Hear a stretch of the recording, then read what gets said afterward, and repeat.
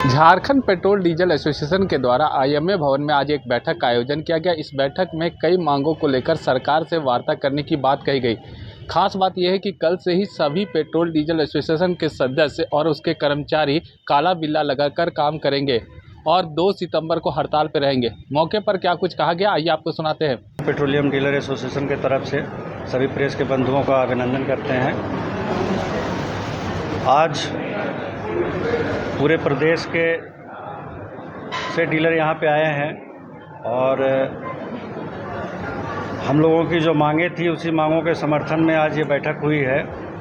आपने देखा होगा कि एक बोर्ड लगा हुआ है सामने, तो 7 सूत्री हमारी डिमांड है, जिसमें पहला नंबर है वो केंद्र सरकार से संबंधित है, चूँकि वो हमारे मार्जिन से को लेकर के है। पिछले 7 वर्षों से हमारे मार्जिन में किसी भी प्रकार का इजाफा नहीं किया गया है, जबकि 7 साल में महंगाई आप लोग देख सकते हैं कि हर तरफ तरीके की महंगाई बढ़ी है, चाहे बिजली का बिल हो या स्टाफ का बिल हो, बैंक में पैसा गिनने का चार्ज हो, तो ये तरह तरह की चार्जेस पिछले 7 सालों में लगी है। लेकिन हमारा जो 7 साल पहले मिलता था वही आज भी है।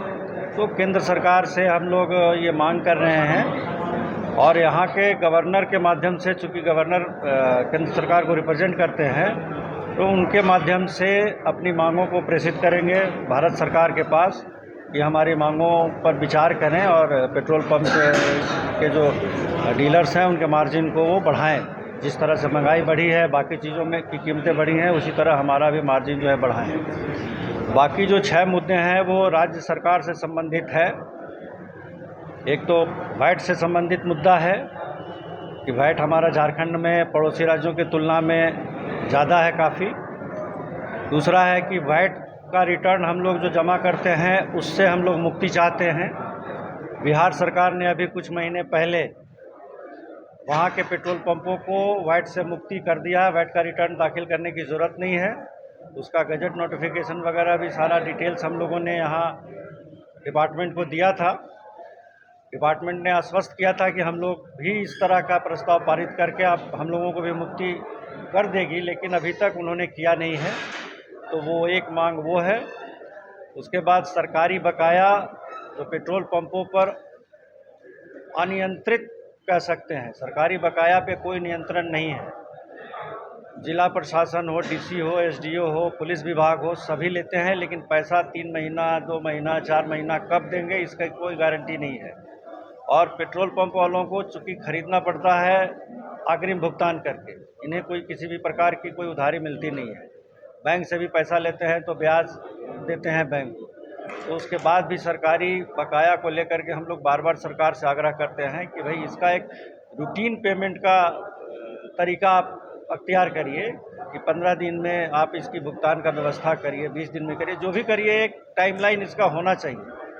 ये अनलिमिटेड नहीं होना चाहिए कि जब होगा तो हम देंगे। और बकाया अगर ज़्यादा तगादा करने लगते हैं तो उल्टा पंप वाले को धमकाते भी हैं, डराते भी हैं। तो दोनों तरफ से करते हैं, ये उचित नहीं है। तो यही सब मुद्दों को लेकर के था जो आज बैठक हुआ है। और इस बैठक में जो वैट का इशू है, ये पिछले 8-9 वर्षों से हम लोग इसकी लड़ाई लड़ रहे हैं।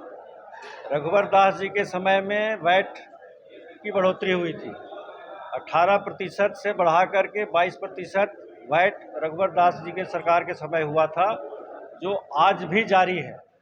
और हम लोग बार बार आंकड़ा दे रहे हैं सरकार को। आप लोगों को याद होगा कि 21 दिसंबर 2021 को भी अपनी मांगों के समर्थन में 1 दिवसीय बंदी हम लोगों ने किया था पूरे प्रदेश में। लेकिन उसके बावजूद भी सरकार को समझ में नहीं आया कि जो पेट्रोल पंप एसोसिएशन डिमांड कर रहा है वो राज्य हित में है, जनहित में। हम जो मांग कर रहे हैं कि कीमतें घटाने के बाद अगर वो वैट में 5% की कमी करते हैं, 17% पे कर को लाते हैं, तो जनता को तो जो राहत मिलनी है वो मिलेगी। राज्य सरकार के खजाने में भी अतिरिक्त राजस्व आएगा। ये आंकड़ा हम लोग लगातार लिखित रूप से दे रहे हैं। आप लोगों को भी, हम मीडिया के बंधुओं को भी आंकड़ा हम मुहैया करा देंगे। कि जिस प्रकार से जो बड़े ग्राहक हैं, बड़े कंज्यूमर, आजकल आप लोगों को पता है कि बीसीसीएल, सीसीएल अब कोयलेरियाँ अपने से नहीं चला रही है, वो सब आउटसोर्स कर दिए। और जब से ये आउटसोर्सिंग चल रहा है तो वो सारे कंपनी जहां उनको कम कीमत पे तेल मिलता है वहां से वो तेल लाते हैं। और आज आप कह सकते हो यूपी मुगलसराय से डीजल ला रहा है। नायरा जो प्राइवेट कंपनी है, जिसको पहले आप लोग एसआर के नाम से जानते थे, अभी नायरा हो गया है। नायरा गुजरात से तेल ला करके झारखंड को सप्लाई कर रहा है। आप समझ सकते हैं कि कितना ज़्यादा भाड़ा, एक एक गाड़ी का भाड़ा एक्स्ट्रा पे कर रहा है, लेकिन भाड़ा देने के बाद भी तेल उनको सस्ता पड़ रहा है यहाँ।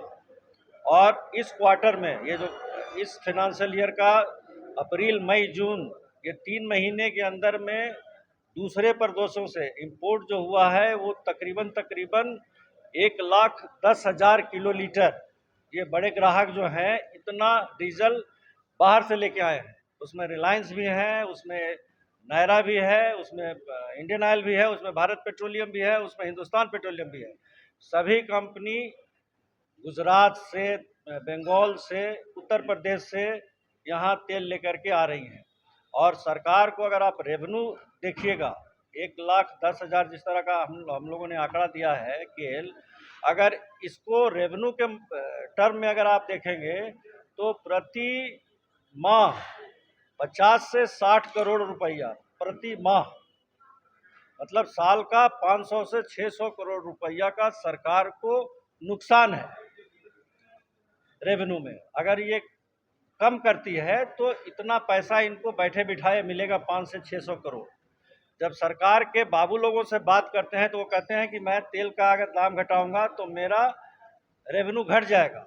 मतलब रिटेल में जो ये 1.5 लाख लीटर हम लोग जो रिटेल पेट्रोल पंप वाले हैं, आज अगर हम लोग 1.5 लाख लीटर बेचते हैं डीजल, तो अगर इनका कीमत घटता है 5% तो 1.5 लाख के ऊपर में इनको कहना है कि मेरा नुकसान होगा। लेकिन हकीकत यह है कि अगर ये वैट कम करेंगे तो रिटेल कम से कम जो अभी 1.5 लाख बेच रहा है वो मोर देन 2 लाख बेचेगा। क्योंकि हम लोगों का इतिहास है, आपके जानकारी के लिए बता दें, बहुत सिंपल, 2015-16 फरवरी में रघुवर दास जी ने 18 से 22 किया था। और उसके पहले यानी 2014-15 में जितनी डीजल हम लोग बेचते थे झारखंड में, इंडियन ऑयल के पेट्रोल पंप 8,03,000 किलो लीटर उस वक्त, और 23-24 में हम बेच रहे हैं 7,96,000। मतलब आज से आप देख लीजिए 7-8 साल पहले जितना हम बेचते थे उससे भी कम बेच रहे हैं। जबकि एनुअल ग्रोथ 5% का होता है, उस हिसाब से भी अगर हम जोड़े तो आप सोचिए कि कितना ग्रोथ होना चाहिए। तो हमारी ये मांगे हैं। अब इन मांगों के समर्थन में हम लोगों ने बहुत वार्ता की है, कई बार वित्त मंत्री से भी मिला है इसको लेकर के, पिछला जो कमिश्नर थे उनसे भी मुलाकात इस मुद्दे को लेकर के हम लोगों ने किया है, लेकिन कोई सकारात्मक पहल अभी तक सरकार से नहीं मिला है। आश्वासन जरूर मिला है। रामेश्वर उरांव जी से भी हम लोगों ने लास्ट जो मुलाकात की तो उसमें उन्होंने आश्वासन दिया कि हम लोग विचार करेंगे, लेकिन वो विचार कब सतह पे आएगा ये नहीं मालूम। तो इसीलिए आज के बैठक में जो निर्णय हुआ है कि कल से सारे पेट्रोल पंप काला बिल्ला लगाएंगे, अपना पहला प्रोटेस्ट सरकार के खिलाफ रखेंगे। काला बिल्ला लगा करके मालिक और कर्मचारी सारे लोग काला बिल्ला लगाएंगे, नंबर 1। नंबर 2, जितने भी हमारे क्षेत्र में सांसद हैं, विधायक हैं, सभी पार्टी के जिला अध्यक्ष हैं, उनके माध्यम से जो हमारी मांग है उसको भी हम लोग प्रेषित करेंगे। हमारे डीलर जो जहां हैं वो अपने क्षेत्र के सभी विधायक को, सांसद को और अपने ज़िले के जो भी उनके अध्यक्ष हैं और राज्य के जो अध्यक्ष हैं, सभी को हम अपनी मांग पत्र भी सौंपेंगे कि हमारा डिमांड क्या है और हटाने के बाद सरकार को क्या फ़ायदा है। ये पूरे आंकड़े के साथ देंगे, ऐसा नहीं कि हम लोग सिर्फ चिट्ठी देंगे लिख करके, पूरे आंकड़े के साथ देंगे कि अगर घटती है तो सरकार को क्या रेवेन्यू का फ़ायदा है और राज्य की जनता को क्या फ़ायदा है।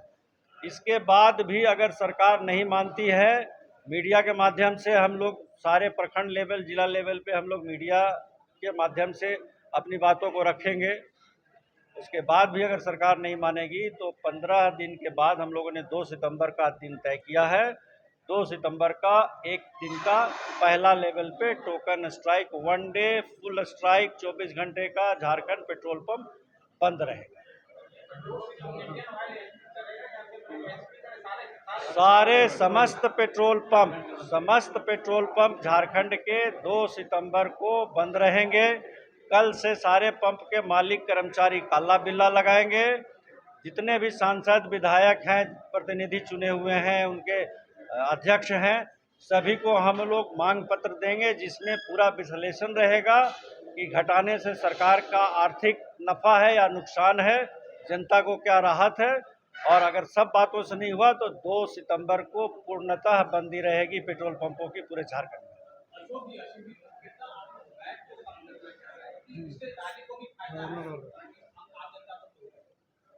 22% अभी है, उसको हम लोगों ने डिमांड दिया है 17% का। 5% का कमी का हम लोगों ने सरकार को कहा है।